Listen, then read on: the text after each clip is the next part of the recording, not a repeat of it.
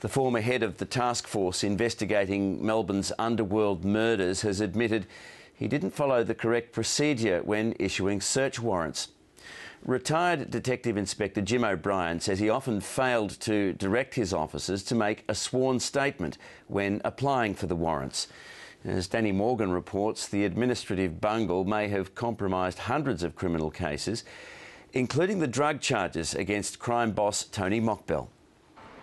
Tony Mockbell initially pleaded guilty to a series of drugs charges, but he's now applying to change his plea. Lawyers for the underworld figure claimed search warrants used in the investigation were not issued properly.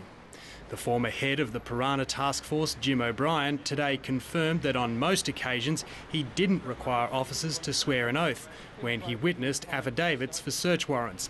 Mr O'Brien told the court it was standard practice for officers in his section to merely sign the documents.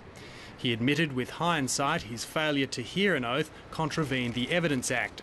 Mr O'Brien said, "I don't shirk from the fact it was my responsibility and I fell short." He said it was a failure of my personal and professional leadership and I accept responsibility. Close to the end of his time in the witness box, Mr O'Brien made a point of apologising to the court for his conduct. He also apologised to the community for the extra costs of legal action over the mistakes. By failing to properly issue search warrants, police now run the risk of having evidence they have gathered ruled inadmissible because it was illegally or improperly obtained. Because the practice appears widespread within Victoria Police, it could affect hundreds of cases. Mockbell's application to change his plea continues. Danny Morgan, ABC News, Melbourne.